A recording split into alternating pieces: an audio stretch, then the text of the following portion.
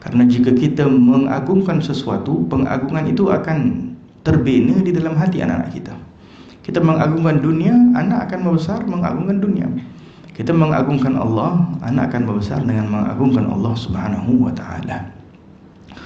Maka dengan itu, niat ini adalah merupakan kunci utama ke arah mana hati kita nak pergi. Jadi dengan itu, apabila kita sebut tentang ketenangan hati, first sekali sebelum segala sesuatu bermula daripada niat kita ke arah mana, tujuan kita hidup ini kerana apa.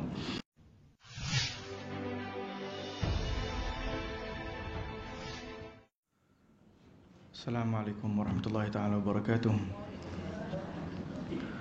الفاتحة. الله سبحانه وتعالى يبارك هذا المجلس، الله سبحانه وتعالى يجعلنا من أهل الخير ويوفق لنا كل خير في خير وعافية، وننظر يدخل نياتنا في نيات سلفنا الصالحين، وأعمالنا في أعمالهم، وحركاتنا في حركاتهم في خير وعافية. Moga-moga insyaAllah pagi ini diberkati oleh Allah Subhanahu wa taala, menjadi asbab menambahkan ilmu yang bermanfaat kepada kita, membimbing kita kepada jalan syurga. Dengan niat itu kita sama-sama baca Al-Fatihah. Bismillahirrahmanirrahim.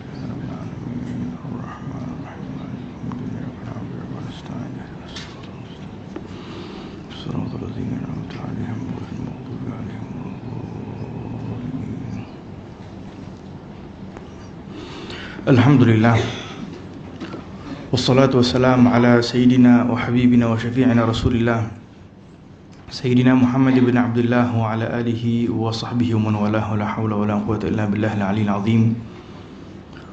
Allahumma salli wa sallim ala sayyidina Muhammadin miftahi babi rahmatillah, adada ma fi ilmillah, salatan wa salaman daimaini bidawami mulkillah, wa ala alihi wa sahbihi wa man walah. Nawaitu ta'allum wa ta'lim wa tadhakkur wa tadhkir wa nafa' wal intifa' wal ifada wal istifadah wal hath ala tamassuk fi kitabillah al-aziz wa sunnati rasulih, wa du'a ila al-huda wa dalalata ala al-khair ibtigha' wajhi Allah ta'ala wa ridaihi wa qurbihi wa thawabih subhanahu wa ta'ala. Alhamdulillah, kita bersyukur kepada Allah Subhanahu wa taala atas segala nikmat yang masih diberikan Allah kepada kita.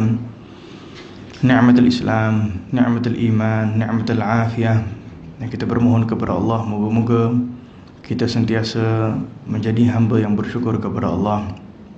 Dijadikan hati kita hati yang sentiasa bersyukur kepada Allah atas nikmat-nikmat yang besar yang diberikan Allah Subhanahu wa taala kepada kita, secara khususnya nikmatul Islam, yang merupakan salah satu nikmat yang terbesar yang diberikan oleh Allah Subhanahu wa taala kepada kita, yaitu untuk dijadikan kita sebagai seorang muslim, muslimah tanpa permintaan daripada kita. Dipilih oleh Allah Subhanahu wa taala, pilihan daripada Allah, yang kita bermohon moga-moga kita menjadi hamba yang bersyukur atas nikmat yang agung ini sebelum memandang kepada nikmat-nikmat yang lain. Begitu juga kita bersyukur kepada Allah Subhanahu wa taala atas salah satu nikmat yang besar, kata ulama, yaitu nikmat an ja'ala Allah Subhanahu wa taala umat Nabi Muhammad sallallahu alaihi wasallam, yaitu Allah menjadikan kita umat Nabi Muhammad sallallahu alaihi wa ala alihi wasallam, yang merupakan salah satu nikmat yang terbesar, yang mana ummah ini dipanggil ummah marhumah, umat yang dirahmati, umat yang disayangi oleh Allah Subhanahu wa taala kerana satu, yaitu kerana Nabi kita Muhammad sallallahu alaihi wasallam. Kerana Allah cinta kepada Nabi Muhammad, Allah sayang kepada Nabi Muhammad sallallahu alaihi wasallam, maka umat Nabi Muhammad ini dirahmati oleh Allah. Maka dengan itu, sungguh apabila kita hidup di dalam keadaan tidak mengenal kepada baginda Rasulullah, kita tidak mencintai baginda Rasulullah sallallahu alaihi wasallam, bermakna kita tidak ada usaha untuk nak mengenal Allah, nak mendekatkan diri kepada Allah Subhanahu wa taala. Karena orang yang paling dicintai Allah adalah Nabi kita Muhammad sallallahu alaihi wasallam. Maka perlu mengenal segala akhlak dan sifat Nabi, dan perlu juga mempunyai hati yang sentiasa terikat kepada baginda Nabi Muhammad di dalam cinta dan rindu kepada baginda, sehingga ianya menjadi sebab Allah mencintai kita, Allah merahmati kita, Allah sayang kepada kita. Begitu juga kita bersyukur kepada Allah Subhanahu wa taala atas nikmat al-afiyah. Kata ulama, salah satu nikmat yang besar yang diberikan oleh Allah Subhanahu wa taala adalah al-afiyah. Dan al-afiyah ini adalah sebuah kalimat yang maknanya luas. Afiyah yang kita faham mungkin hanya sebatas kesihatan tubuh badan. Tetapi al-afiyah juga adalah Allah menjaga kita daripada musibah, daripada bala. Allah menjaga kita di dunia dan juga akhirah, perlindungan dan penjagaan daripada Allah Subhanahu wa taala termasuk daripada al-afiyah. Dengan itu baginda Rasulullah sallallahu alaihi wasallam selalu berdoa dengan menyebut Allahumma inni as'aluka al-afiyah wal mu'afat ad-da'imah fid din, di dalam agama, wad dunia dan akhirah. 3. Kenapa afiyah untuk agama, dunia dan akhirah? Afiyah di dalam agama supaya jangan sampai musibah yang kena melalui agama kita menjadi sebab akidah kita tidak benar, menjadi sebab tidak terbimbing kepada jalan yang benar, dan sebagainya. Dan begitu juga dunia, daripada kesihatan tubuh badan, jasad kita, keluarga kita dilindungi oleh Allah Subhanahu wa taala.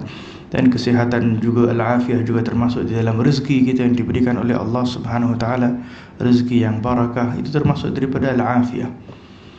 Begitu juga al-akhirah, iaitu Allah dapat masukkan kita ke dalam syurga Allah. Allah memilih kita untuk menjadi hamba yang masuk ke dalam syurga Allah, insya-Allah, juga termasuk di dalam al-afiyah. Maka dengan itu perlu kita sentiasa memperbanyakkan doa ini. Allahumma inni as'aluka al-afiyah wal mu'afat ad-da'imah fi dini wad dunya wal akhirah. Doa yang lain, Allahumma inni as'aluka al-afwa wal afiyah. Allahumma inni as'aluka al-afwa wal afiyah wal mu'afat ad-da'imah fi dini wad dunya wal akhirah. Doa-doa ini juga dianjurkan setelah mana kita setelah doa azan. Doa azan ini kita baca Allahumma rabb di dunia wala sampai habis daripada doa azan. Di akhir doa azan itu ditambah dengan Allahumma inni as'aluka al-afiyah wal mu'afat ad-da'imah fid dunya wal akhirah. Itu yang dibiasakan oleh orang-orang salihin. Karena doa setelah azan adalah doa mustajab. Dan doa di antara azan dan iqamah juga adalah merupakan waktu mustajabnya doa kita. Juga barang siapa yang ingin mungkin bagi yang mungkin tidak dikurniakan anak, yang mempunyai mungkin keluarga yang ingin untuk mendapat zuriat, juga membiasakan doa apabila doa di antara azan. Ini doa waktu mustajab. Doa di antara azan ini selalunya mujarrab untuk secara khususnya juga untuk mendapat zuriat. Baik, alhamdulillah. Pada tajuk pagi ini iaitu hati yang tenang. Hati yang tenang. Hati yang tenang adalah merupakan salah satu kelebihan umat Nabi Muhammad sallallahu alaihi wasallam.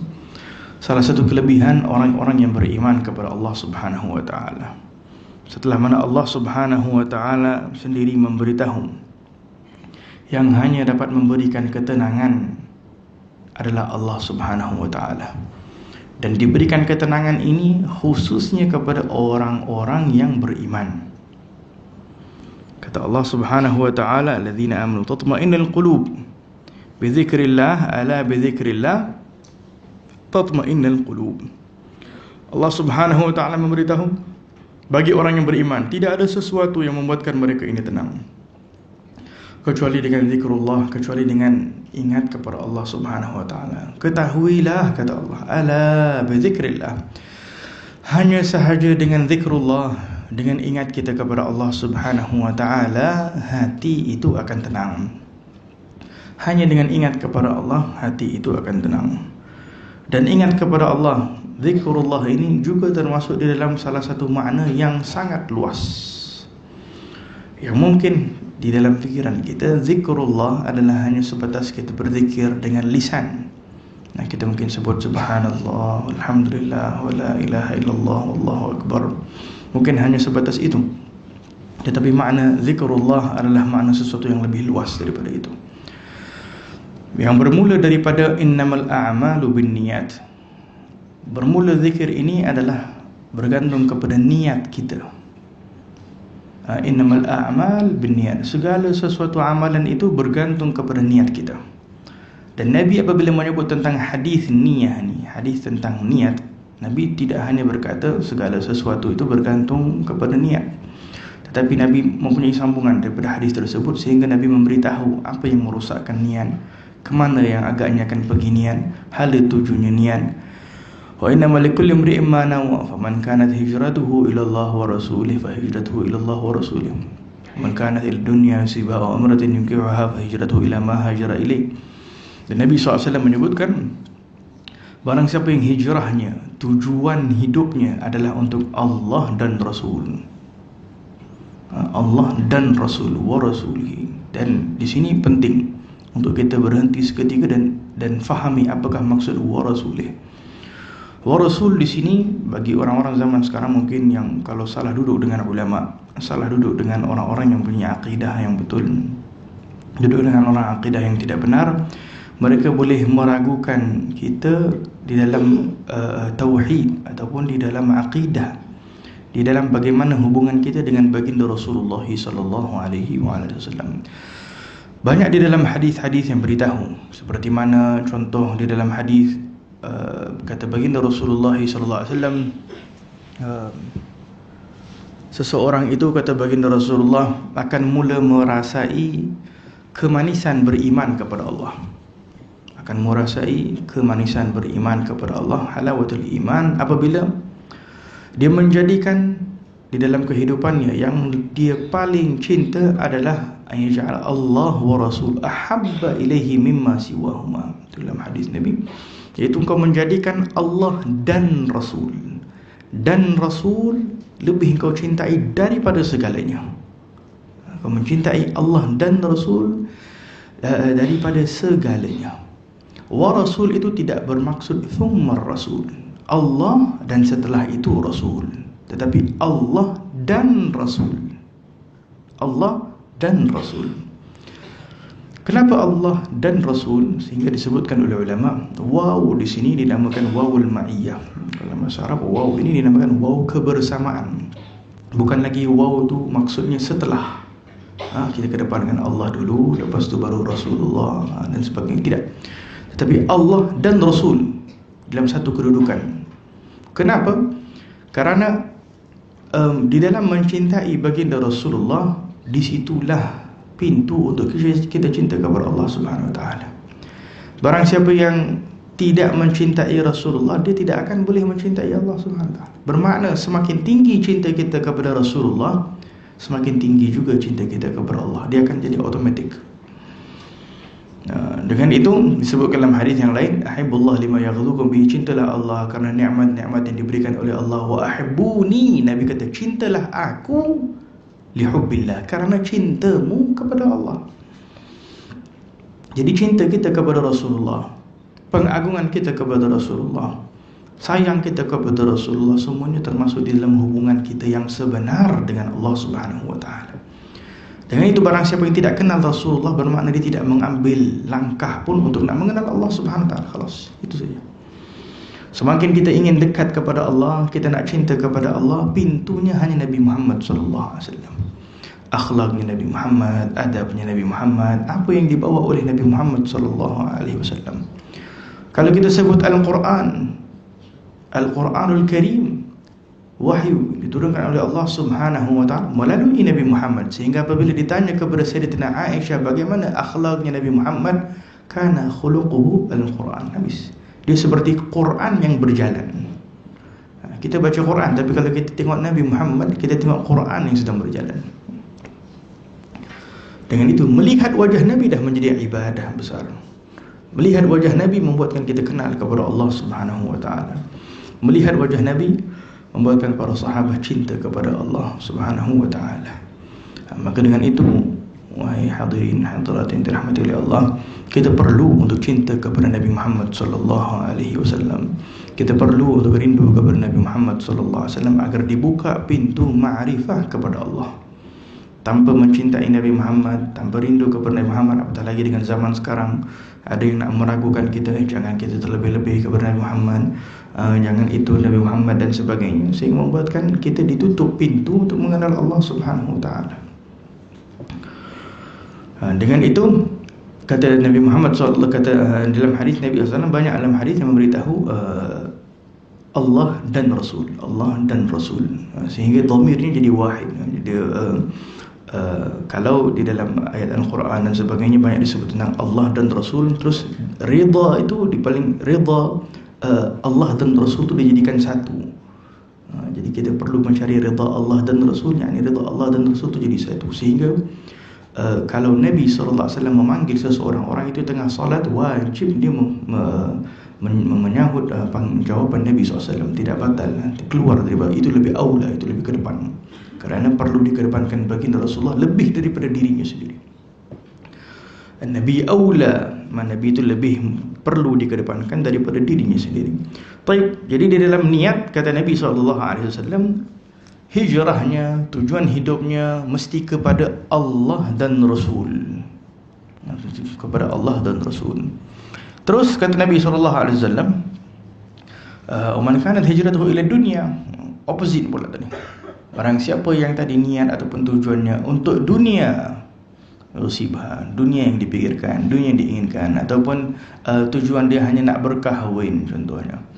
Perkahwin adalah sunnah Nabi SAW, tetapi menjadikan tujuan di dalam kehidupan, itu adalah musibah. Itu adalah musibah. Sehingga apabila dijadikan ianya tujuan tanpa kerana Allah Subhanahu wa taala, maka ianya akan menjadi bala, wala'adzubillah, sehingga menjadi asbab syaitan lebih suka bila seseorang itu berkahwin bukan kerana Allah Subhanahu wa taala, akan merosakkan rumah tangga, akan dapat merosakkan keturunan pula lagi, dzurriyyah pula lagi, tidak beribadah kepada Allah dan sebagainya, tidak akan hidupkan benda-benda yang difardukan Allah di dalam rumah tangganya, wala sunnah Nabi. Karena apa? Tujuannya nak berkahwin, hanya sebatas nak memuaskan hawa nafsunya, tanpa ada kerana Allah Subhanahu wa taala. Orang kafir pun berkahwin. Maka dengan itu dunia ataupun kerana perkahwinan, maka kata Nabi SAW, itu dia punya niat dia ke arah situ. Kalau dia tidak ke arah Allah dan ke arah Rasul, ataupun dia ke arah dunia ataupun ke arah situ, dia akan ke arah situ. Berapa banyak zaman sekarang yang kehidupan mereka hanya sebatas inginkan dunia.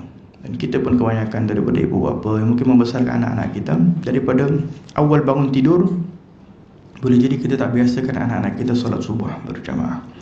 Tapi bila sekolah, Masya Allah, kita bangunkan mereka sekolah dengan bersungguh-sungguh, kita dorongkan mereka untuk pendidikan dan sebagainya. Tetapi bab salah kita ringankan, kita buat tak tahu dan sebagainya. Sepatutnya stabil, sepatutnya ibadah dikedepankan bahkan lebih daripada sekolah dan sebagainya, sehingga tertanam di dalam hati anak-anak kita ini pengagungan kepada sesuatu yang agung di sisi Allah Subhanahu wa taala. Karena jika kita mengagungkan sesuatu, pengagungan itu akan terbina di dalam hati anak-anak kita. Kita mengagungkan dunia, anak akan membesar mengagungkan dunia. Kita mengagungkan Allah, anak akan membesar dengan mengagungkan Allah Subhanahu wa taala. Maka dengan itu, niat ini adalah merupakan kunci utama ke arah mana hati kita nak pergi. Jadi dengan itu, apabila kita sebut tentang ketenangan hati, first sekali sebelum segala sesuatu, bermula daripada niat kita ke arah mana, tujuan kita hidup ini kerana apa, kita nak ke arah mana, apakah sebab kita hidup di atas muka bumi ini. Adakah hanya sebatas kita melihat orang lain berusaha ke arah dunia, kita pun usaha, orang lain ibadah, kita pun ibadah, orang lain masuk Islam, orang lain berada dalam agama Islam, kita Islam dan sebagainya. Hanya sebatas begitu sahaja. Nabi SAW pernah memberitahu, jangan kita menjadi orang awam, iaitu menjadi orang-orang yang hanya mengikuti keadaan, apa dipanggil, arus, mengikuti arus. Orang buat baik, dia pun buat baik, bagus. Orang buat jahat, dia pun ikut buat jahat juga. Pasal dah ramai-ramai buat jahat, jadi dia pun ikut ramai-ramai buat jahat. Orang buat baik, dia pun ikut orang buat baik. Tetapi kata Nabi, jadilah engkau orang apabila melakukan kebaikan, kau ikut. Tetapi bila mana orang melakukan kejahatan, kau stop di situ. Kau ada pendirian kau sendiri. Pergi mana? Jelas dalam kehidupan. Kita zaman sekarang tengok macam di media sosial ke, di mana-mana, bila satu orang mula mengutuk, semua ramai-ramai yang tak ada kaitan pun semua ikut arus. Bila baik pun mungkin dia ikut. Jadi perlu ada di situ ada ilmu, perlu ada di situ ada takwa, perlu ada di situ ada hati yang betul-betul inginkan Allah Subhanahu wa taala. Hadirin hadirat yang dirahmati oleh Allah Subhanahu wa taala, berzikir kepada Allah bermula daripada niat kita di dalam kehidupan. Kalau niat kita hidup kerana Allah, setiap pagi kita bangun daripada tidur, memang kita niat ini hari aku, harian baki daripada umur aku yang masih Allah berikan kepada aku ni adalah untuk Allah, untuk mencari keredaan Allah Subhanahu wa taala, untuk mencari keredaan baginda Rasulullah sallallahu alaihi wa ala alihi wasallam.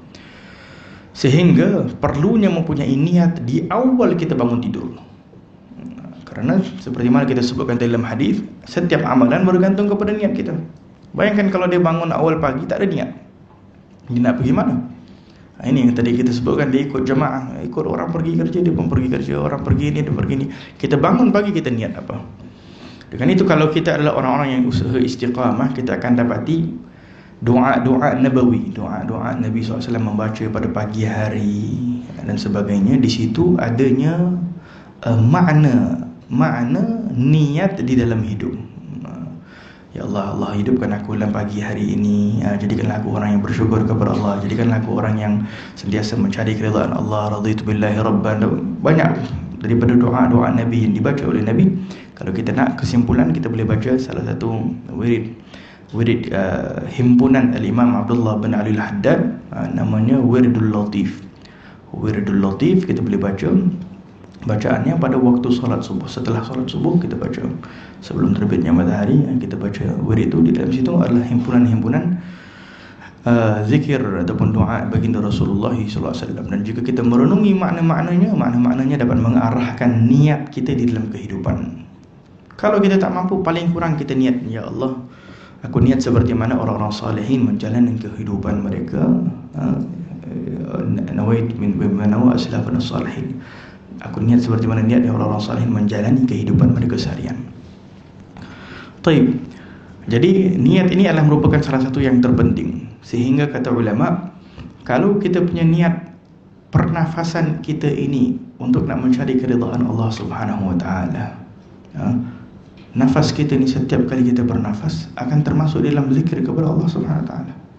Kita niat setiap kali kita menghembus nafas kita, kita menarik nafas kita, inginkan keridhaan Allah, ingin jauh daripada perkara-perkara yang dilarang oleh Allah Subhanahu wa taala, ingin untuk mengagungkan perintah Allah Subhanahu wa taala, ingin untuk melakukan segala sesuatu yang dicintai oleh Allah, dicintai oleh Nabi Muhammad SAW. Kita hidup dalam keadaan zikrullah Subhanahu, kerana kita ingat untuk siapa kita hidup. Kita melihat apa sahaja keadaan di sekeliling kita, apa keadaan yang boleh membuatkan Allah redha, kita lakukan. Kita berada dalam keadaan berzikir kepada Allah Subhanahu wa taala, kerana kita ingat kita ada Tuhan. Dengan itu, manusia ini perlu sentiasa berada di dalam keadaan ingat. Kalau kita kerja di sebuah syarikat, kadang-kadang perlu ada, zaman sekarang orang letak CCTV. Kenapa dia letak CCTV? Supaya ingat bahawa ada bos tengah tengok mungkin. Jadi dia kerja, dia lebih teratur, dia lebih berjaga-jaga, dia lebih ambil berat dan sebagainya. Kenapa? Kalau tak perlu CCTV pun boleh saja. Tetapi kalau mungkin tak ada CCTV ke, tak ada manager ke yang ingatkan, tak ada sebagainya, mungkin dia akan ambil remeh, sehingga kerja pun dia tak buat, dia ambil kesempatan dan sebagainya.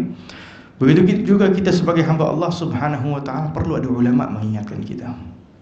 Perlu diri kita ni ada CCTV, sehingga kita jadikan al-muraqabah, al-muhasabah, ini semua CCTV kita. Kita jadikan sentiasa muhasabah, kita jadikan sentiasa muraqabah. Kita rasa diri kita dipantau oleh Allah Subhanahu wa taala, sehingga di dalam kehidupan kita tadi kita niat besar, niat kita nak mencari keridhaan Allah, keridhaan Rasul.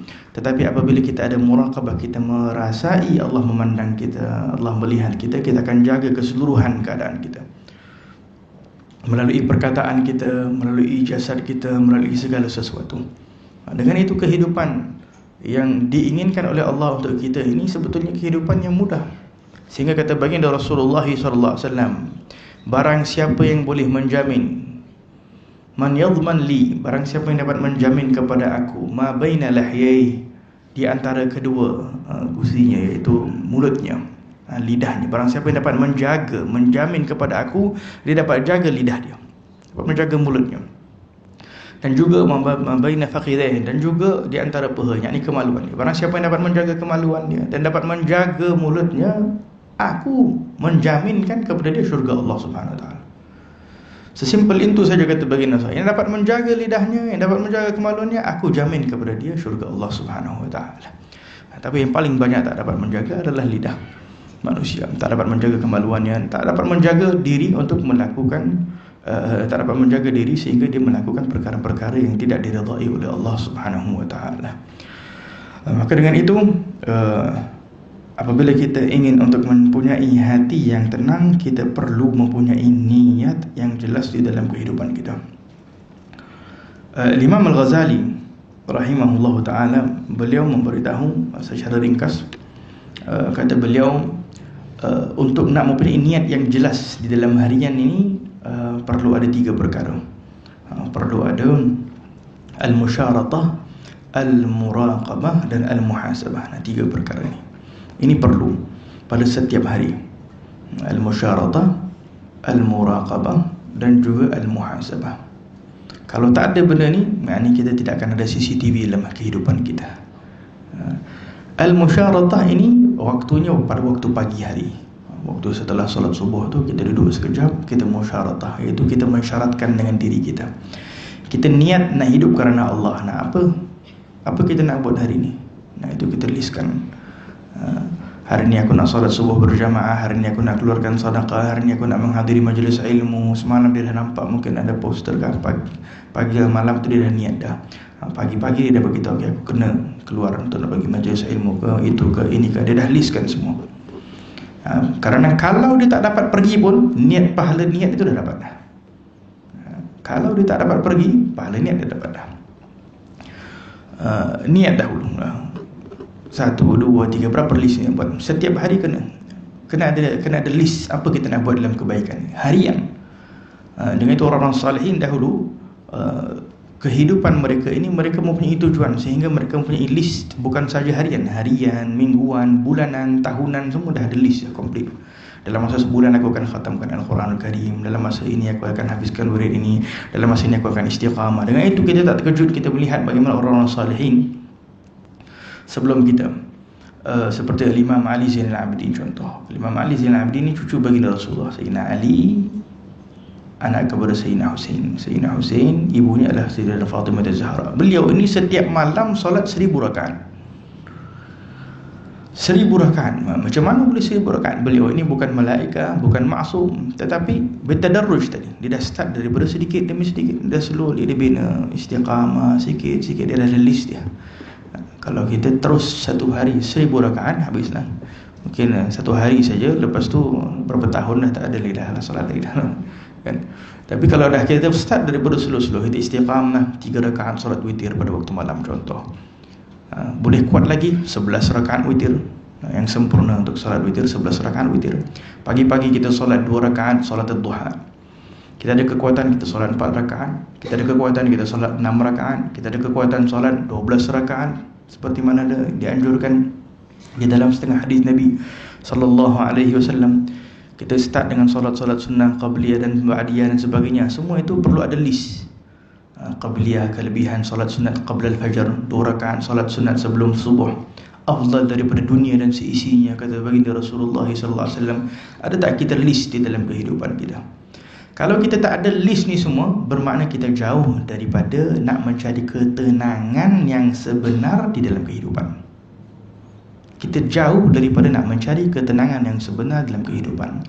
Karena bagaimana kita dah letak ketenangan itu, akan kita dapati dengan zikrullah subhanahu, dengan ingat kita kepada Allah, perlu ada tertibnya, perlu ada aturannya di dalam harian kita, di dalam mingguan kita, di dalam bulanan kita, aturan di dalam sesama keluarga kita. Dengan itu kalau orang-orang salihin, perbezaan kita dengan mereka, mereka mempunyai satu konsep yang sampai ke tahap anak-anak mereka juga mudah nak ikut keluarga mereka. Kerana apa? Konsep itu telah dibina hatta di dalam rumah. Ada waktu dengan keluarga, di dalam beribadah berjamaah. Sehingga ada rumah-rumah orang-orang salihin, mereka boleh khatam Al-Quran dalam masa sebulan, dalam masa seminggu, berjamaah dengan keluarga.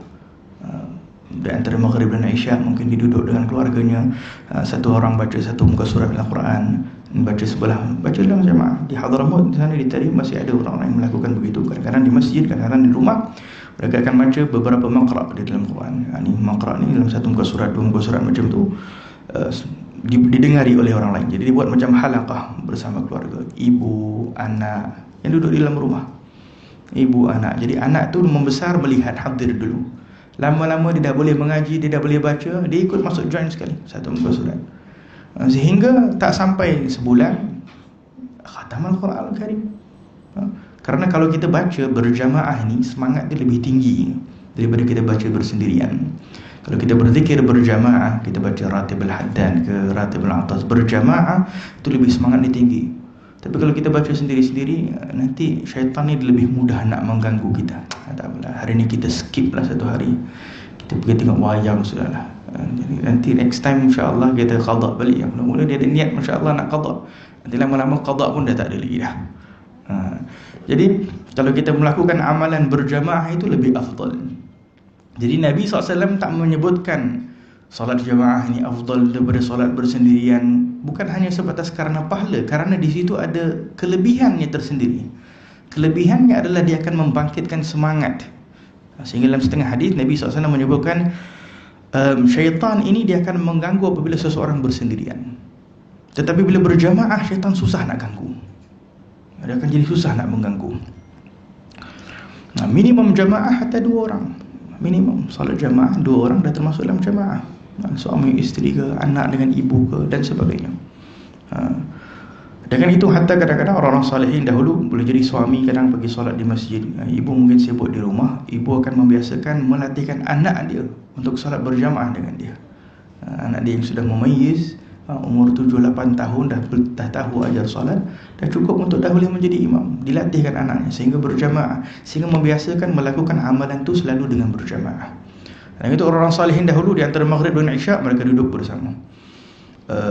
Waktu-waktu yang kritikal dipanggil orang salihin. Waktu-waktu yang kritikal ni adalah waktu beberapa waktu. Salah satunya adalah di antara maghrib dan isyak. Ini waktu kritikal dipanggil. Waktu ni kalau tak disibukkan dengan kebaikan, dia akan automatically akan menyibukkan kepada kejahatan. Kelalaian yang akan menyampaikan kepada kejahatan. Di antara maghrib dan isyak satu. Salah satu waktu sebelum maghrib. Sebelum maghrib, dan juga yang kedua di antara maghrib dan isyak. Ini semua waktu-waktu kalau kita dapat melakukan, dapat menghidupkan, ini sangat besar manfaatnya. Satu sebelum maghrib, kedua di antara maghrib dan isyak, ketiga waktu sebelum subuh, waktu qiyamul lail. Waktu qiyamul lail sebelum subuh, dan keempat di antara subuh, setelah subuh, dan sebelum naiknya matahari. Sampai naiknya matahari. 4 waktu ni. Ini 4 waktu ni kira paling crucial, paling penting. Kalau boleh dihidupkan berjamaah. Sampai setengah hadis menyebutkan orang yang menyebutkan dengan sebuah zikir dan sebagainya sebelum naiknya matahari di antara solat subuh, itu dia punya rezekinya lebih terjamin daripada orang yang keluar nak pergi mencari rezeki. Dengan zikir itu dia dapat lebih terjamin. Lepas dia berzikir berjamaah, bismillah, dia berangkat. Taib. Jadi perlu mempunyai list di dalam kehidupan kita, kita nak buat apa seharian, sehingga kita dapat menjadikan niat di dalam kehidupan kita untuk mencari keridhaan Allah. Terus adanya yang kedua dinamakan muraqabah. Tadi yang pertama tu musyaratah, tu namanya musyaratah. Kita listkan harian nak buat apa, mingguan nak buat apa. Kita dah berkahwin dah. Kalau berkahwin suami isteri, listkan kita kehidupan kita nak buat apa ni.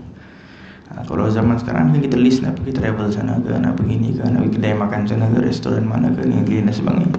Tapi kalau hidup yang salih, dia akan listkan kita nak hidupkan sunnah apa dekat rumah kita. Kita nak hidupkan sunnah Nabi, kita nak hidupkan bacaan Al-Quran, kita nak hidupkan zikrullah, kita nak hidupkan perkara-perkara yang menjadi sebab keridhaan Allah Subhanahu Wa Taala. Kerana di dalam menghidupkan keridhaan Allah di dalam rumah tangga menjadi sebab ulfah. Jadi sebab hati ini akan bersatu. Hati ini akan lebih mudah nak saling menyayangi kerana Allah Subhanahu Wa Taala. Lebih susah syaitan nak memecah belahkan rumah tangga apabila dihidupkan amalan-amalan yang diridai oleh Allah di dalam rumah tangga. Kalau tak ada usaha, Mustahil. Sebab itu kalau kita dapati orang-orang yang banyak kisah penceraian dan sebagainya, bukan kerana akhlak si fulan, sifat si fulan dan sebagainya. Akhlak memang kita ada kelemahan. Kebanyakannya kerana tidak ada bernamij, tidak ada program aktiviti yang menghidupkan rumah tangga di dalam keridaan Allah. Kalau kita cek balik, mesti solat berjamaah tak pernah ada mungkin di dalam rumah tangga. Itu yang paling dekat dalam penceraian dan sebagainya. Tak pernah ada. Kalau solat jamaah pun tak pernah. Apatah lagi benda-benda yang sunnah-sunnah pula lagi. Benda-benda majlis ilmu ke, majlis zikir ke, apa ke, lebih jauh. Jadi benda-benda macam tu mempermudahkan syaitan nak merosakkan rumah tangga. Tapi perkara yang kedua adalah muraqabah. Muraqabah ini iaitu kita merasai kita dipantau. Bermula daripada ar-raqib wa atid. Dua malaikat yang ada di kanan dan kiri kita. Ini disebut dalam firman Allah, ma yalfidhu min qawlin. Tidak ada satu perkataan yang kita sebut kecuali ada raqib dan atid. Iman, kalau kita percaya bahawa ada malaikat di kanan dan kiri kita, kita perlu merasai kita ada CCTV, dipantau terus. Ini CCTV lagi dekat, kanan dan kiri kita terus ada malaikat. Perkataan yang baik dicatat langsung oleh malaikat. Nah, ini pahala. Perkataan yang tak baik langsung dicatat oleh malaikat, dosa. Sehingga kita ni adalah orang yang penting, makhluk yang penting diciptai oleh Allah, sehingga ada orang yang berkhidmat, ada malaikat yang berkhidmat untuk kita. Tengok orang kalau penting, menteri ke apa ke, akan ditulis semua apa perkataan dia dan sebagainya. Kita ni orang penting, makhluk yang penting di sisi Allah, sehingga Allah cipta malaikat untuk kita, berkhidmat sepanjang kehidupan untuk kita, mencatat semua kalimat kita. Bayangkan, tanpa kita ada bagi dia gaji wala apa. Maka dengan itu orang-orang salihin sebelum kita, mereka bermuamalat dengan malaikat ini, kerana mereka merasai kehadiran malaikat ini. Sehingga Sayyidina Uthman bin Affan kalau nak masuk kepada bilik air, dia akan letak syal ini rida dia letak, seolah-olah, kerana mereka merasai ada interaction antara, kerana iman mereka, kerana malaikat ni dia tak akan masuk dalam bilik air. Jadi bila nak masuk bilik air, dia letak rida dia. Ni semoga ni tempat malaikat nak tinggal kat situ. Bukannya malaikat ada duduk situ pun, tetapi muamalat, nak merasai bahawa malaikat tu bersama dengan dia. Orang yang seperti ini adalah orang-orang yang muraqib tadi. Dia ni adalah orang yang muraqabah. Muraqabah ini juga seperti mana tadi kita sebutkan, iaitu kita pastikan segala list-list kita ini, apa yang kita nak buat harian kita ni, kita buat ataupun tidak.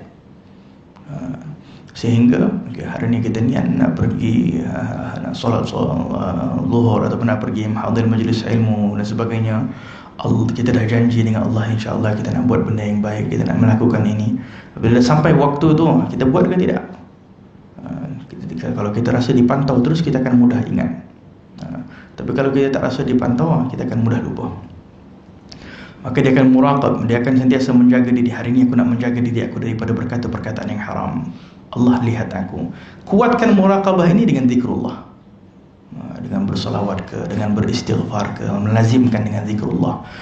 Sambil dia jalan dia selawat, sambil dia jalan dia berzikir, dia berterusan sampai dia rasa Allah sedang melihat kepada dia, Allah sedang mengetahui keadaan dia, sehingga tutur kata dia mudah nak menjaga dan sebagainya. Lepas itu yang terakhir adalah al-muhasabah. Waktu muhasabah ni, muraqabah ni waktu dia daripada pagi sampai malam. Waktu musyaratah tadi lepas sembahyang subuh. Waktu muhasabah pula sebelum tidur. Sebelum tidur dia buka balik list-list dia tadi. Dia tick balik. Hari ni dah masya-Allah dapat melakukan sedikit sedekah ke, hadir majlis ilmu ke dan sebagainya, dia tick balik.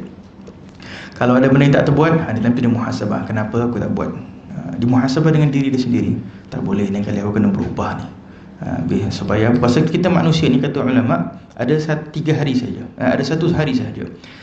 Hari kita ni 1 hari. Dia tak ada besok, tak ada kemarin. Kemarin dah lepas, habis dah. Gone. Dah tutup buku dia dah, dihantar. Yang ada hari ini saja. Besok kita tak tahu kita masih hidup ataupun tidak.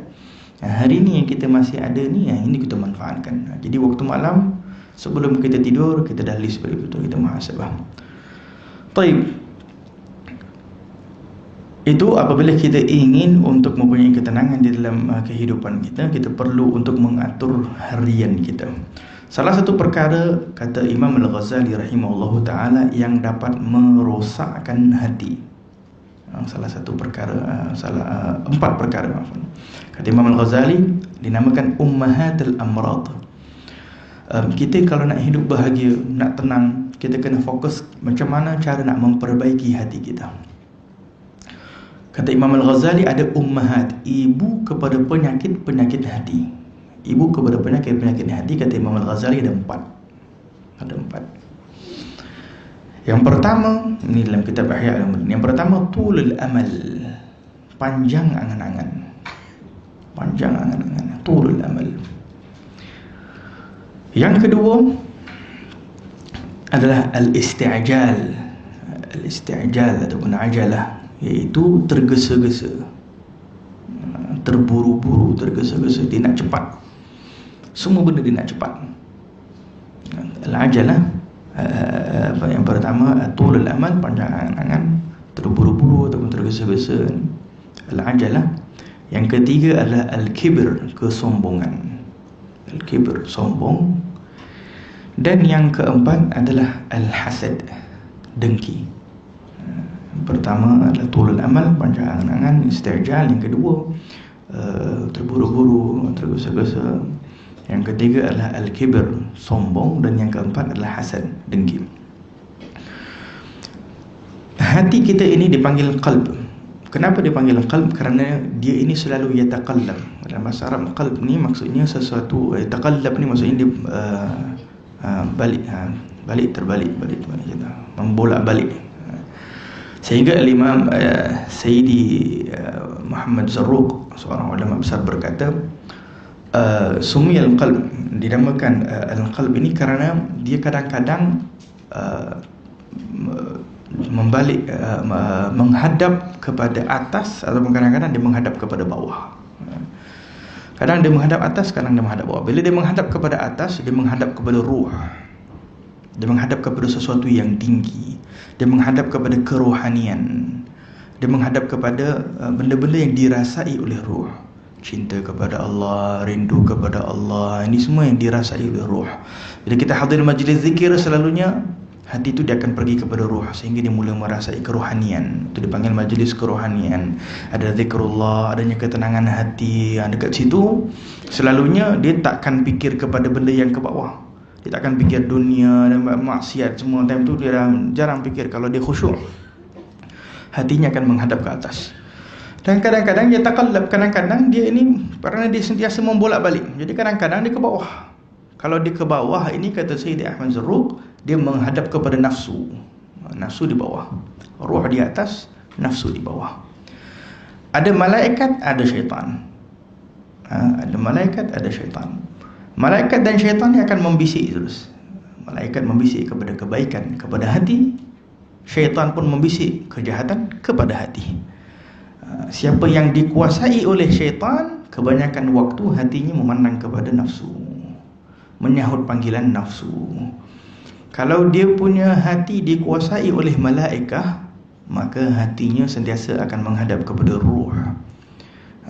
Orang yang sentiasa menghadap kepada ruh ni, kehidupannya sentiasa bahagia, kehidupan dia tenang saja, kehidupan dia sentiasa tenang. Maka dengan itu Nabi SAW sentiasa berdoa, ya muqallibal qulub, wahai yang membolak-balikkan hati, tsabbit, kuatkan biar dia ni istiqamah duduk di satu tempat, qalbi ala dinik, dalam agama, wa ala ta'atik, di dalam ketaatan kepadamu, ala dinika wa ala ta'atik, menunjukkan nak biar sentiasa ruh ini yang merasai kedekatan kepada Allah, kepada benda-benda yang dicintai oleh Allah Subhanahu wa taala. Maka dengan itu perlu kita mengambil berat bagaimana kondisi ataupun keadaan hati kita. Sehingga kalau kita dah tahu hati kita ni kadang menghadap kepada atas, kadang menghadap kepada bawah, kita kalau nak hidup yang bahagia dan tenang, kita kena cari waktu-waktu yang hati kita ni boleh menghadap kepada atas. Majlis pada waktu sekarang ini tujuannya untuk membuatkan hati kita menghadap kepada atas, membuatkan kita punya hati nak connect kepada ruh kita, supaya apa yang disampaikan melalui lisannya ulama, apa yang disampaikan melalui lisannya ulama, kita anggap ianya adalah merupakan wakil daripada baginda Rasulullah, menyampaikan apa yang disampaikan oleh baginda Rasulullah, sehingga segala sesuatu ilmu yang bermanfaat ini boleh membangkitkan hati kita untuk menghadap kepada ruh. supaya roh kita ni mula cinta kepada Allah, cinta kepada Rasulullah sallallahu alaihi wa ala alihi wasallam. Apabila kita duduk di tempat yang melalaikan, maka automatically hati kita akan menghadap kepada nafsu. Kita pergi ke tempat-tempat yang mungkin dapat menggerakkan hati kita kepada nafsu. Pergi tengok tempat-tempat yang mungkin mall ke, kita pergi ke mana ke, kita tengok kedai beg tangan ke, habislah dia pergi tengok sana. Jadi macam-macam lah di dunia syaitan kata kita kena ini, datanglah kat situ daripada hasad, dengki, itu sombong, macam-macam datang.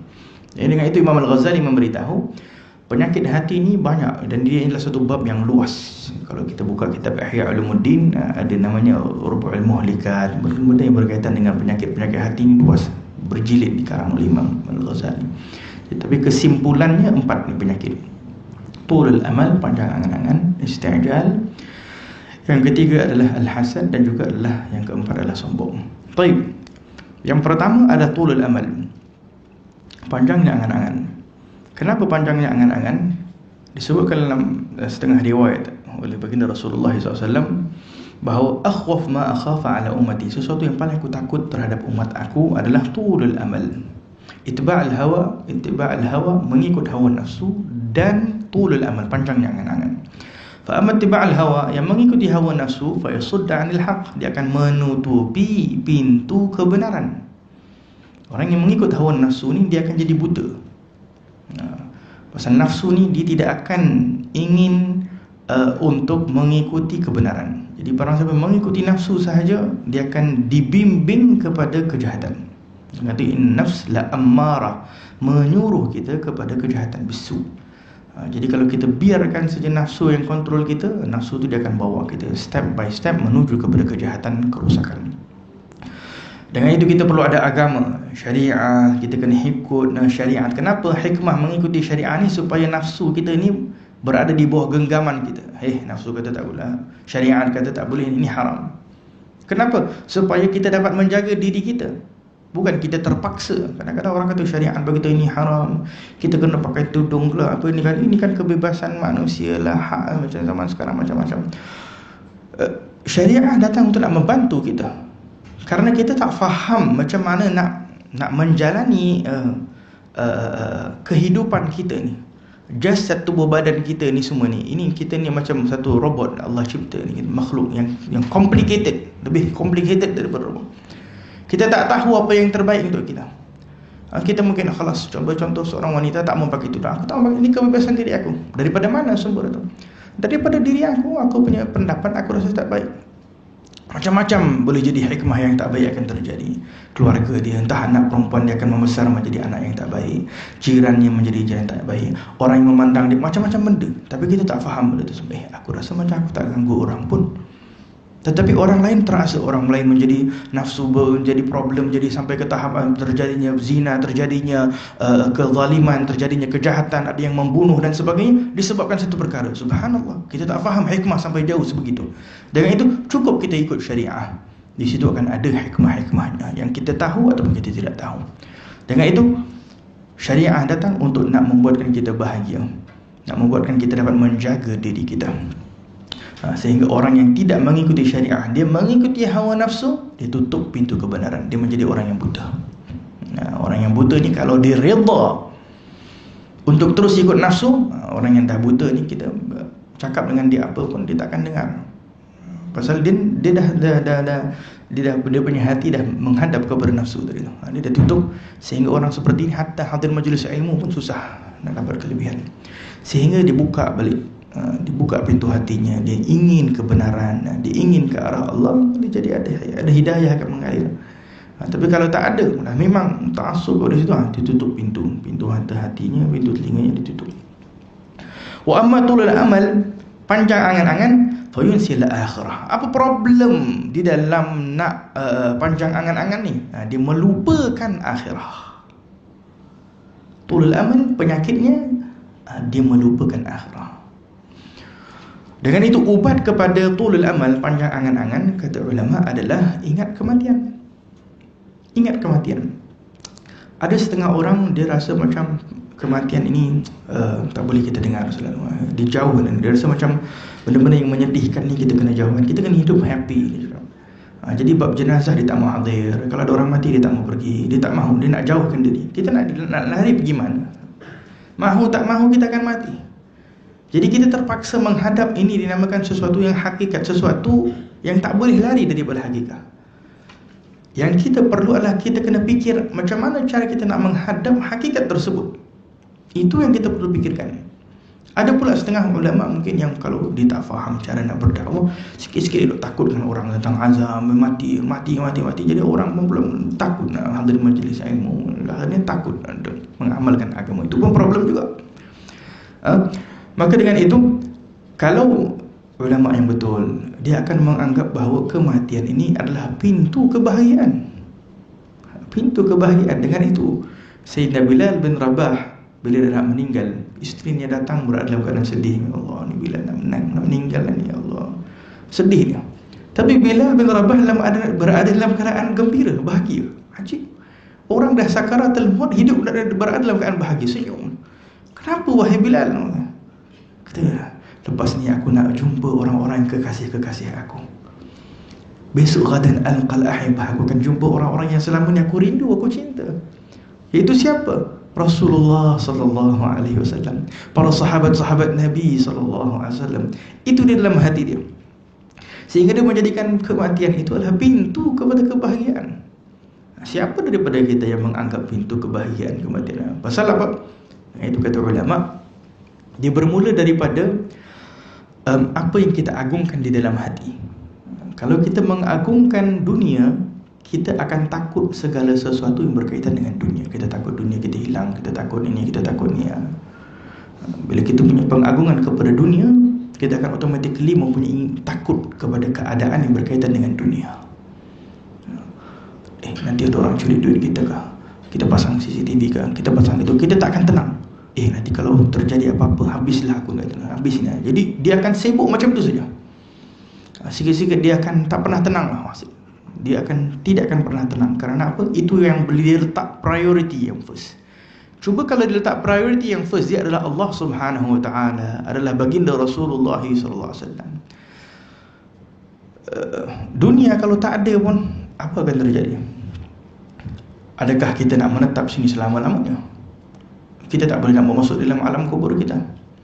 Allah sengaja kadang-kadang orang yang lupa kalau Allah sayang kepada kita ni. Kadang-kadang kita kena fikir jauh hikmah Allah. Allah kalau sayang kepada kita ni, kenapa Allah uji? Allah uji kerana Allah nak ingatkan bahawa dunia ini bukan tempat untukmu, wahai orang yang aku cinta, wahai orang yang aku sayang. Itu hikmah daripada ujian. Dengan itu orang yang paling dicintai oleh Allah, orang yang paling banyak ujian.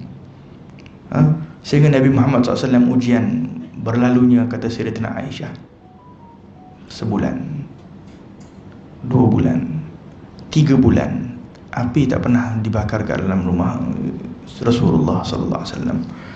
Ditanya kepada Aisyah, beliau tak pernah nampak asap keluar. Zaman dulu kalau asap tu maksudnya ada masak apa-apa lah. Makan apa? Berlalu 3 bulan kadang di rumah kami hanya makan al-aswadain, minum air putih, makan kurma. Itu baginda Rasulullah sallallahu alaihi wasallam. Kalau kita mungkin dah keluarkan bendera putih dah kat mana. Tapi itulah keadaan baginda Rasulullah sallallahu alaihi wasallam. Ya, subhanallah, ujian daripada Allah. Nabi Muhammad hidup dalam keadaan miskin ikhtiaran, kata ulama, bukan ijbar, bukan dia terpaksa. Dia mempunyai pilihan, Allah bagi pilihan. Engkau jadi kaya, dia tak mahu jadi kaya. Engkau jadi raja dan engkau jadi rasul, kata Nabi, biar aku pilih, ada hari aku lapar, biar aku bersabar, biar aku menjadi hamba sekejap. Kerana kalau orang tak diuji ni, dia tak akan kenal apa maksud sabar. Bila tak ada sabar, habis. Dia akan nafsu ni akan menjadi kuat bila dia tak ada kesabaran. Dia akan mudah nak memarah orang, maki, hamun, dia akan jadi sombong, dia jadi apa macam-macam benda. Tapi kalau dah kena ujian, dia tunduk sikit. Dengan itu kalau orang tak biasa ada ujian, puasa. Puasa supaya apa? Puasa itu adalah bahagian daripada ujian. Dengan itu kalau orang tak, dengan itu orang Islam, Allah nak terbiah sampai ke tahap Ramadan dijadikan wajib kepada kita supaya kita rasa sedikit kelaparan dan sebagainya. Ada orang kat sana hidup susah. Dengan itu kita ingat bahawa dunia ini adalah bukan tempat untuk kita berkekal selama-lamanya kat sini. Kadang-kadang Allah jadikan ujian. Kita yang Allah masih sayang, tak ada ujian. Allah subhanallah, yani la qadar Allah, moga-moga tidak terjadilah kepada kita Allah meninggalkan anak kita, orang yang dekat, orang yang kita sayang, kadang-kadang diambil oleh Allah. Kenapa? Nak ingatkan, bukan sini tempatnya. Kadang-kadang kita bina rumah ni untuk anak kita yang itu. Saya dah pernah jumpa ada beberapa keluarga sampai pindah pergi ke kota Hadramaut, sampai duduk kan, subhanallah, berubah dalam saya tengok pada satu orang keluarga ni datang kepada saya. Dulu dia tak ke arah agama ni, perubahan dia betul-betul ke arah agama ni apabila dia sayang sangat kepada anak dia. Dia kata, satu anak ni dia sayang sangat anak dia ni. Anak dia ni pandai, comel ke apa, orang hasil memberikan yang terbaik, pendidikan dan sebagainya. Akhirnya aksiden meninggal. Bila aksiden meninggal tu dia beritahu apa lidah dia nak ada pada dunia ni. Dia beritahu, ini harapan aku yang besar dan aku ikhlas. Akhirnya dia berubah totally kepada agama. Dia start istiqamah, dia atur majlis untuk ulama dan sebagainya, sampai dia nak pindah ke Hadramaut. Yani semua ini, dan dia rasa tenang. Dia lebih rasa kehidupan dia tenang dan bahagia. Dengan itu kadang-kadang ujian ini tanda Allah sayang kepada kita. Allah nak ingatkan kita bahawa dunia ini bukan tempat. Kenapa? Karena orang yang panjang angan-angan tadi itu dia lupa akhirah. Dengan itu kata ulama dalam hadis Nabi SAW, kebanyakan orang-orang yang akan berada dalam neraka adalah ahli taswif, orang-orang yang suka menunda-nundakan amalan. Jadi syaitan ini dia akan suka menjadikan orang ni taswif. Taswif ni saufa, dia kata nantilah, kita nantilah, besoklah, lusa lah, kita nak buat amalan ini, kita nak puasa minggu depan lah insyaAllah, kita nak Ramadan istiqamah, insyaAllah aku nak bertaubat. Taubatnya dia tunda-tunda. Nantilah insyaAllah tahun depan aku bertaubat betul. Umur aku 40 tahun aku istiqamah betul-betul insyaAllah. By the time rumah aku dah siap tu, habislah. Kat situ aku akan beli sajadah yang mahal punya, aku istiqamah kat situ insyaAllah. Jadi tak habis benda tu. Nanti kalau dah dapat sejadah baru, nanti dia tunggu pula benda lain pula, rumah ini pula, kereta, tak akan habis benda ni. Kerana apa? Ini modal syaitan. Dia nak merosakkan kita. Dia masuk melalui tadi pintu pertama tadi, tul amal, panjangnya angan-angan. Jadi panjang angan-angan ni dia boleh membuatkan kita menunda-nunda kebaikan. Tunda kebaikan, tunda. Buat maksiat tak apalah, nantilah kita bertaubat dan sebagainya. Wala'iyatubillah. Jadi tulul amal ini juga termasuk disebabkan kita mengagungkan dunia. Kita merasai dunia ini kekal. Kita merasai dunia ini mempunyai sesuatu yang penting di dalam kehidupan kita, sehingga kita akan mula meremehkan perkara-perkara yang diagungkan oleh Allah Subhanahu wa taala. Dengan itu disebutkan dalam firman Allah Subhanahu wa taala, "Wala tajidannahum ahrasan nasi 'ala hayatin wa man alladhina asyraku yawaddu ahaduhum law yu'ammar alf sanah." Kata Allah Subhanahu wa taala, orang-orang yang mempunyai tamak terhadap kehidupan dunia ini, dia nak dunia ni sangat-sangat ni, kadang-kadang dia boleh jadi lebih teruk daripada orang musyrik lagi. Dia boleh jadi lebih teruk daripada orang musyrik. Kenapa? Kalau boleh diorang nak agar hidup mereka ni law yu'ammar alf sanah, kalau boleh dia akan rasa macam hidup aku ni akan panjang 1000 tahun. Allah memberitahu dalam Al-Quran, law yu'ammar alf sanah. Walaupun sebetulnya hakikatnya dia hidup sekejap saja, tapi dia akan berpanjang angan-angan kita hidup selama-lamanya. Jadi yang pertama tadi adalah tulul amal. Panjanglah bab ni, ini secara ringkas sajalah insya-Allah. Baik, yang kedua itu juga yang pertama tadi taswif tadi kita sebut, itu saufa ni suka menunda-nundakan. Kata di dalam Anas bin Malik pernah berkata, taswif ni adalah modalnya syaitan paling kuat, tenteranya syaitan, jundun min junudi syaitan. Jadi menunda-nundakan ni adalah modal terbesarnya syaitan. Jadi syaitan ni dia kan suka nak bisik dalam hati, suka menunda-nundakan. Jadi kalau nak buat amalan kita rasa macam, dia selalunya paling waktu suka nak tunda ni dalam harian kita ni waktu subuh. Nak bangun tahajud contohnya, time tu syaitan dia betul-betul kuat. 5 minit lagi lah, InsyaAllah nanti kita bangun tahajud InsyaAllah 5 minit. Alarm dia dah bunyi dah, kita dia tengok jam, kita 5 minit lagi InsyaAllah. Lepas tu dia tidur lagi 5 minit, habis 50 minit dia terlepas Allah. Lepas tu besok nanti macam tu juga. Maka dengan itu Kita kena tahu triknya syaitan ya. Kita kena biasa melawan hawa nafsu kita sehingga kita dapat tutup pintunya syaitan. Jadi yang pertama adalah tulul amal. Tulul amal ni sebenarnya sebabnya adalah pengagungan kepada dunia, merasai dunia ini lebih kekal daripada akhirat dan sebagainya. Maka ubatnya adalah ingat kematian. Ingat bahawa qasrul amal. Ini biar kehidupan kita ni rasa sentiasa singkat. Ini ubat dia. Iaitu kita sentiasa merasai bahawa kehidupan kita ni untuk Allah, untuk mencari keridhaan Allah dan sebagainya. Keluarga kita, taib anak-anak kita berikan yang terbaik untuk mencari keridhaan Allah, itu dahulu kita letakkan. Kalau kita dah kedepankan benda yang berkaitan dengan Allah dan Rasulullah, bakinya, bab rezekinya dan sebagainya, benda itu kita serah kepada Allah. Kita atur yang terbaik untuk Allah dan Rasul dulu. Anak-anak kita nanti akan bersyukur kepada, kalau tak bersyukur kepada kita di dunia, dia akan bersyukur kepada kita di akhirat. Anak-anak yang dapat membesar boleh membaca Al-Quranul Karim kerana mak bapak dia menghantar kepada tempat pengajian dan sebagainya. Dia akan bersyukur. Saya berjumpa ada satu ustaz hafiz Al-Quranul Karim, dia kata ayah dia paksa dia pergi tahfiz, menghafal apa semua, dia tak suka apa semua. Tetapi setelah itu dia dah balik daripada pengajian, dia hafal 30 juz, Masya Allah Quran, dia punya suara dia pun bagus dan sebagainya. Dia jadi imam dan dia duduk dengan bapak bila mengajar, dia melihat ada orang-orang yang tak boleh baca, time tu dia menangis. Baru dia teringat, dia kata kalau boleh nak cium kaki ayah dia. Kalau dulu dia sebenci, tapi sekarang baru dirasa. Padahal umur dia dah besar, baru dirasa. Begitu. Kalaulah aku tak dapat baca dan sebagainya. Jadi agama ni perlu diletakkan ke depan. Perlu diletakkan ke depan. Jadi qasrul amal. Jangan terlalu panjang-panjang angan. Apa yang kita buat dalam kehidupan dunia ni, bahagiannya kita serahkan kepada Allah. Bahagian daripada qasrul amal ni tadi adalah mengatur tadi kehidupan yang kita sebutkan tadi lah.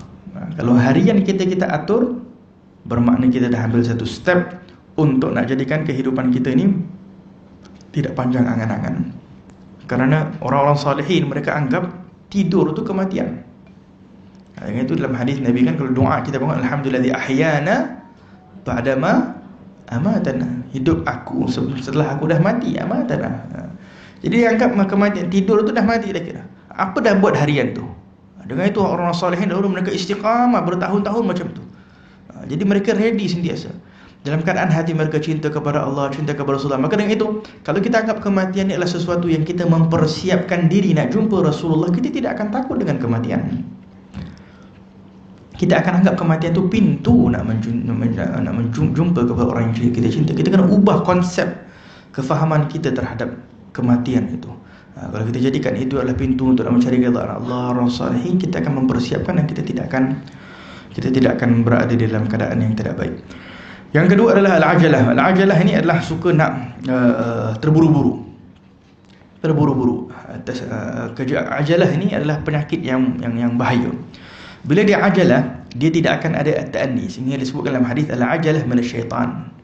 Ajalah ini, suka terburu-buru ini adalah bahagian daripada syaitan. Ta'anni ni dia ada dua, kena faham. Allah Subhanahu wa taala menyebut wasari'u, segera di dalam melakukan ibadah, mencari pengampunan daripada Allah. Tapi al-ajalah yang bahaya ini adalah athna, waktu tengah beribadah. Dia suka terburu-buru, nak semayang cepat-cepat. Nak berzikir dia nak cepat-cepat. Nak hadir majlis ilmu nak cepat-cepat. Semua benda dia nak hasil nak cepat. Cepat-cepat, kita sekejap saya nak tengok itu dah habis. Al-ajalah ini membuatkan kita tak boleh nak khusyuk. Bila tak boleh nak khusyuk, ruh ibadah itu tak ada. Sehingga kita boleh tengok orang yang suka ajalah ni, kalau dia tinggal solat ke, dia tinggal amalan, dia tak akan rasa bersalah.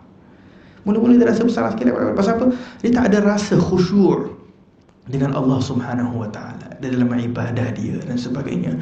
Sehingga dia akan lebih kepada kebiasaan, adat kebiasaan daripada sesuatu yang boleh dirasai oleh hati kita. Dengan itu kalau kita nak ketenangan, kita kena khusyuk di dalam ibadah, khusyuk di dalam berzikir, khusyuk apabila menghadir majlis ilmu, khusyuk membuatkan kita ni jangan terburu-buru, hati tenang dan sebagainya, membuatkan khusyuk yang akan membuahkan kepada diri kita ketenangan. Opposite itu adalah ajalah, suka nak terburu-buru. Terburu-buru ni ada beberapa perkara sahaja kata ulama yang boleh kita terburu-buru. Iaitu kata orang-orang salihin 5 perkara.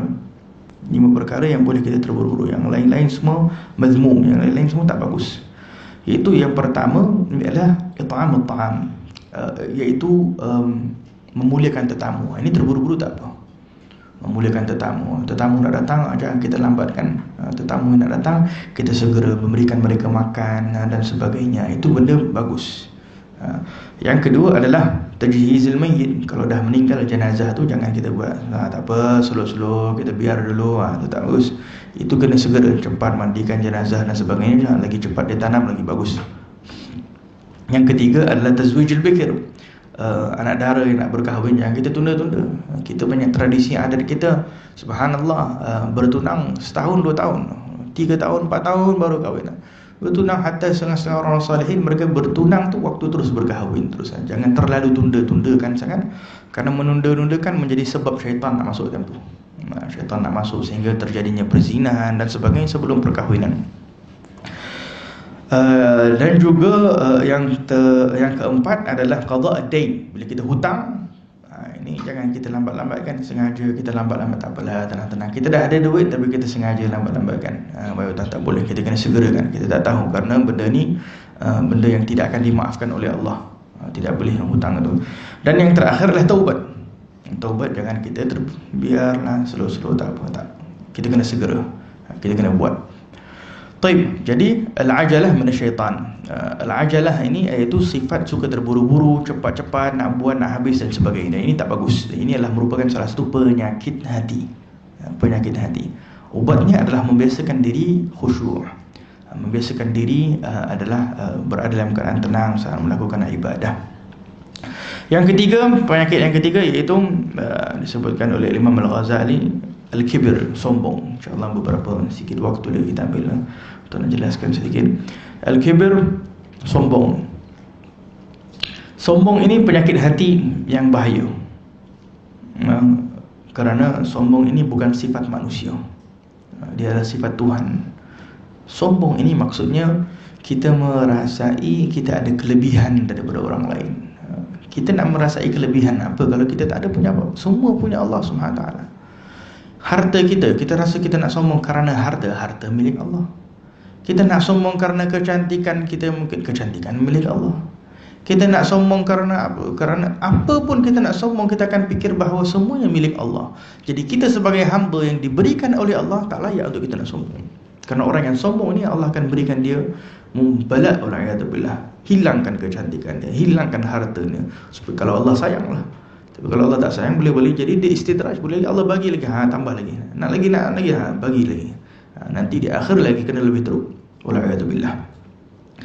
Maka dengan itu sombong ini iaitu kita merasai diri kita lebih hebat daripada orang lain. Sombong ini salah satu ummahat, ibu kepada penyakit hati. Bila ada sombong, dia akan ini kita penyakit yang besar. Yang ini di bawahnya macam-macam lagi penyakit-penyakit kecil. Melalui sombong tu nanti ibadahnya akan rosak, dia punya muamalah dengan manusia akan rosak, dia punya itu akan rosak, macam-macam benda akan rosak. Maka dengan itu al-kibir merupakan penyakit yang bahaya, yang ubatnya adalah at-tawadhu', merendahkan diri. Kita mempunyai harta ke, kita mempunyai apa ke, jangan kita merasai diri kita lebih hebat daripada yang lain. Dan itu diajar oleh ulama, diajar dalam hadis Nabi SAW. Kadang-kadang kena duduk dengan orang miskin, kadang-kadang kena pergi ziarah orang sakit, kadang-kadang kerana benda-benda itu semua supaya pecahkan sedikit sifat-sifat sombong yang ada dalam hatinya. Dan yang terakhir adalah al-hasad. Al-hasad adalah dengki. Al-hasad adalah kedengkian. Al-hasad ini bahaya. Kerana orang yang ada sombong ataupun hasad, orang ini tak akan bahagia. Secara khusus al-hasad. Al-hasad ini kata ulama iaitu makna dia adalah istithqal, rasa berat nampak nikmat pada orang lain. Dia rasa berat, dia tak boleh tengok. Dan setengah makna lagi oleh ulama, dia menyebutkan bahawa dia nak nikmat yang ada pada orang lain itu hilang. Biar aku saja ada, jangan dia ada. Kalau dia tak punya pun, yang penting orang yang didengki itu biar hilang. Selalunya hasad ni semua orang ada penyakit hasad. Sehingga kata ulama, al-jasad la yakhlu 'anil hasad. Setiap jasad itu tidak akan pernah hilang daripada sifat hasad, dengki. Mesti ada penyakit hasad.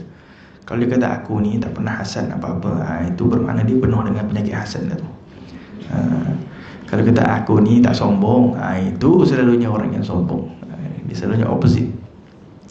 Kalau dia rasa diri dia penuh dengan kesombongan dan dia tahu Allah ada usaha, itu selalunya berusaha sedikit sebanyak. Tapi kalau dia berkata aku tak sombong, aku tak dengki, semua selalunya itulah dalam dirinya ada kedengkian. Jadi al-hasad ini selalunya bergantung kepada apa yang kita agungkan. Kita nak tengok hasad kita kat mana, apa yang kita agungkan. Kita agungkan dunia, kita check kat situ. Kita agungkan bab dunia. Jadi orang lain ada dunia, kita akan dengki kat situ. Kita agungkan pangkat, kita akan hasad kepada orang yang ada pangkat. Kita nak kalau boleh orang tu matilah, aksiden ke apa ke. Kalau orang harta, dia akan dengki kepada businessman ke, oh ini moga-moga jadi sesuatu ke apa ke. Orang yang hasad ni dia tak akan pernah tenang. Kehidupan dia tersiksa. Pasal apa? Setiap kali dia tengok orang dapat kelebihan, habis berat hati dia rasa jodoh. Dia tak boleh tenang. Ada orang setengah orang dia hasad kepada keluarga ke apa ke, macam-macam dia boleh hasad dengki ni. Maka dengan itu disebut dalam hadis Nabi SAW, hasad ni dia membakar amalan kita. Dia akan menghilangkan pahala kita seperti mana kayu api dibakar. Habis macam tu seekor cepat. Dan hasad ni dia bermula daripada penyakit dinamakan ujub. Ujub ni iaitu penyakit tidak pandang kepada Allah. Kalau kita tengok manusia, nikmat yang dia ada itu Allah yang bagi, kita minta kepada Allah, hilanglah penyakit hasad. Tapi kalau kita tengok orang tu berjaya ke, orang tu disebabkan dirinya, tak habis. Tapi kita tengok ni Allah yang berikan, Allah yang berikan, Allah yang berikan. Dia memandang sesuatu kepada Allah. Kalau kita nak sesuatu, kita minta kepada Allah Subhanahu Wa Taala, maka kita akan mudah nak hilang penyakit hasad. Dengan itu, kadang-kadang hasad ini dia bukan hanya bab dunia saja. Bab akhirat lagi banyak orang hasad. Dia tak boleh tengok orang istiqamah, dia tak boleh tengok orang menuntut ilmu, dia tak boleh tengok benda macam tu. Ghibtah lain. Ghibtah ni dipanggil dia suka, dia jealous kerana nak menjadi orang baik. Itu lain. Tapi kalau hasad ni tadi macam tadi, dia nak nikmat tu hilang. Jadi kadang-kadang menuntut ilmu, kalau tengok orang istiqamah, moga dia tak istiqamah lagi dah. Tiba-tiba dia patah kaki tak boleh istiqamah, oh dia seronok, dia gembira. Macam dia problem ni penyakit yang bahaya. Jadi ini beberapa kesimpulan lah. Kita nak panjang lebar ni tak habis. Ini secara kesimpulan bahawa benda-benda ni kalau ada di dalam diri kita, susah kita nak dapat hati yang tenang. Jadi hati yang tenang ni adalah apabila bersihnya kita daripada penyakit-penyakit hati. Jadi zikir dan fikir kita terhadap ibadah ni semua akan jadi lancar, akan jadi mudah masuk kepada hati kita. Tapi kalau ada penyakit-penyakit macam ni di dalam diri kita, masih lagi mengagungkan dunia, masih lagi terburu-buru, tak betul-betul itqan, buat betul-betul di dalam ibadah kita, sembahyang kita tak jaga betul-betul, tak khusyuk betul-betul, lepas tu kita masih ada sombong, kita masih ada dengki, zikir-zikir kita pun susah nak masuk kepada hati. Dia buat amalan ni tadi kita sebut Wiridul Latif, ada keluar bismillahirrahmanirrahim, kita tengok jam sambil dia baca, dia tengok jam orang masuk keluar ni bismillah, dia tutup di jalan. Semua orang-orang takkan boleh masukkan. Maka dengan itu paling kurang kita kena ada waktu dengan Allah Subhanahu Wa Taala. Kalau kita hidup di atas muka bumi ni, kita perlu ada waktu dengan Allah. Paling kurang ada waktu tahajud kita fokus purely kepada situ untuk Allah. Waktu solat kita fokus purely untuk Allah Subhanahu Wa Taala, sehingga dengan waktu-waktu yang khusus dengan Allah ni akan menjadi sebab Allah memberikan hati kita kekuatan, sehingga apa yang dikuasai oleh ruh kita tu lebih daripada apa yang dikuasai kepada dunia. Kadang boleh jadi kita terpedaya dengan dunia, tapi jangan sampai kita tidak mengambil berat tentang ruh kita, tentang hati kita. Maka dengan itu orang-orang yang akan mendapat ketenangan di dalam hidup adalah orang yang mempunyai waktu dengan Allah, dan orang yang mengagungkan waktunya dengan Allah Subhanahu Wa Taala. Kita angkat tangan dan berdoa meminta kepada Allah, moga-moga Allah Subhanahu Wa Taala menjadikan kita insya-Allah umat Nabi Muhammad yang sentiasa berusaha untuk mencari keridhaan Allah dan mencari keridhaan Rasulullah sallallahu alaihi wasallam, diberikan kita hidayah kepada jalan yang diridai oleh Allah. Allahumma ja'al jam'ana hadza jam'an marhuma وتفرقنا به تفرقا معصوما ولا تجعل أحد منا شقيا ولا محروما ولا مطرودا برحمتك يا أرحم الراحمين. اللهم إنا نسألك يا أكرم الأكرمين أن تتوب علينا توبة نصوحا تزكينا بها جسما وقلبا وعقلا وروحا نور قلوبنا وارزقنا كمال التخلي من جميع الأخلاق المذمومة والصفات المذمومة، وارزقنا كمال التحلي بجميع الأخلاق المحمودة والصفات المحمودة برحمتك يا أرحم الراحمين. يا مقلب القلوب الأبصار ثبت قلوبنا ثبت قلوبنا على دينك وعلى طاعتك وعلى حبك يا أرحم الراحمين يا أرحم الراحمين يا أرحم الراحمين. Ya wahai Tuhan kami ya Allah yang maha membolak-balikkan hati kami ya Allah, tetapkanlah hati kami dalam iman, tetapkanlah hati kami dalam ihsan, tetapkanlah hati kami ya Allah dalam cinta kepadamu ya Rahman, cinta kepada Nabi Muhammad sallallahu alaihi wasallam berahmatika ya arhamar rahimin. Jauhi ya Allah daripada hati kami ya Allah segala sifat-sifat yang mazmum, segala sifat-sifat yang tidak dicintai olehmu, yang dibenci olehmu ya arhamar rahimin, agar kami hidup dalam keadaan tenang, hidup dalam keadaan bahagia dunia dan akhirat ya arhamar rahimin. Kepadamu kami meminta dan mohon ya Allah agar Kau mengabulkan segala hajat kami ya Allah, bersihkan hati kami ya Allah, kurniakanlah kami nur cahaya kepada hati kami ya Allah, cahaya cinta kepadamu, cahaya cinta kepada Rasulullah sallallahu alaihi wasallam. Kurniakan kepada kami ya Allah istiqamah dalam jalan yang diridai oleh Allah Subhanahu. Matikan kami ya Allah dalam keadaan Islam, meninggalkanlah kami ya Allah dalam keadaan kami mendapat husnul khatimah ya arhamar rahimin. Penuhi hati kami ya Allah dalam cinta kepada orang-orang yang dicintai olehmu ya arhamar rahimin. يا أرحم الراحمين يا أرحم الراحمين. ربنا ظلمنا أنفسنا وإن لم تغفر لنا وترحمنا لنكن من الخاسرين. ربنا آتنا في الدنيا حسنة وفي الآخرة حسنة وقنا عذاب النار. Moga-moga Allah berkati insyaallah masjid ini dan semua yang menjadi sebab mengatur majlis ini, para EJK masjid, para muslimin yang hadir, moga-moga dikabulkan oleh Allah Subhanahu wa taala. Wassallallahu ala sayyidina Muhammad wa ala alihi wasallam. Alhamdulillahirabbil alamin. Bismillahil Fatihah.